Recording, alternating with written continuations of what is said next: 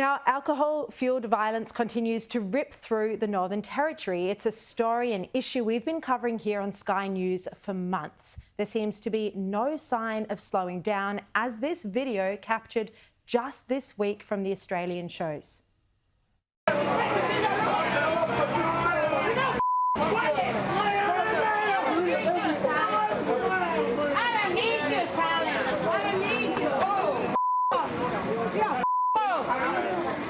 That's my little baby brother.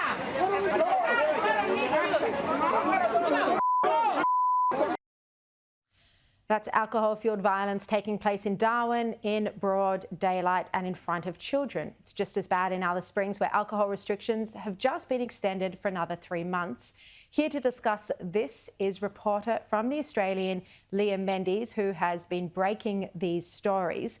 Liam, great to see you. Tell us about this video that you captured just on Tuesday this week. Thanks for having me, Sharri.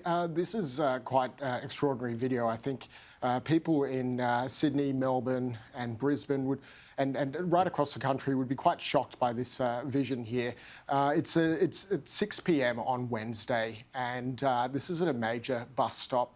And what the most fascinating thing about this video is that everyone around it doesn't bat an eyelid when this man, who's about 50 or 60 years old, was knocked to the ground. And it's a bit difficult to see. The videos had to be blurred for legal reasons. There's children involved as well. But about a metre behind him, there is a child that would not have been older than 4 years old. If that child was 1 metre in front of where she was walking, she most likely would have been seriously injured, and this man would have fallen directly on top of her.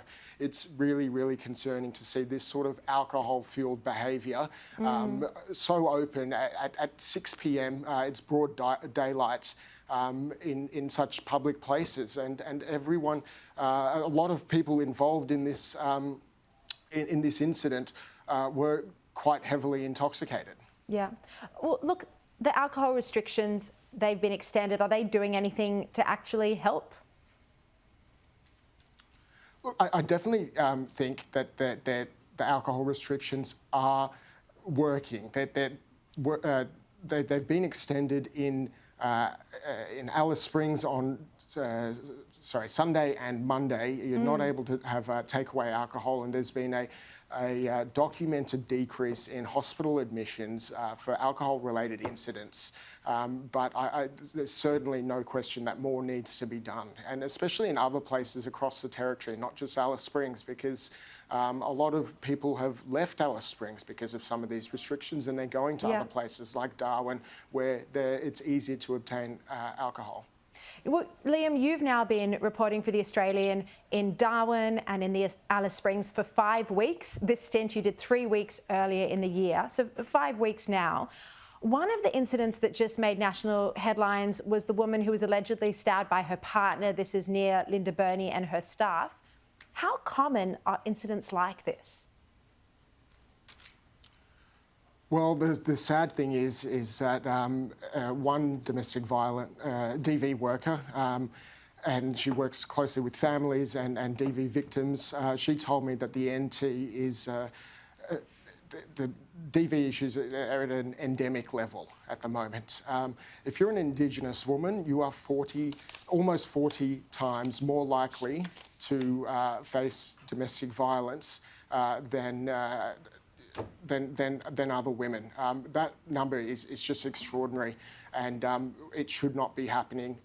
We need to do more to stop this behaviour. This poor woman who was allegedly stabbed to death by her partner, also at, I believe, at quite sorry, I think it was at around 9 p.m. on Friday night. Yeah, it's just just terrible, so sad. Liam Mendes, thank you very much for your time and for your reporting in The Australian newspaper.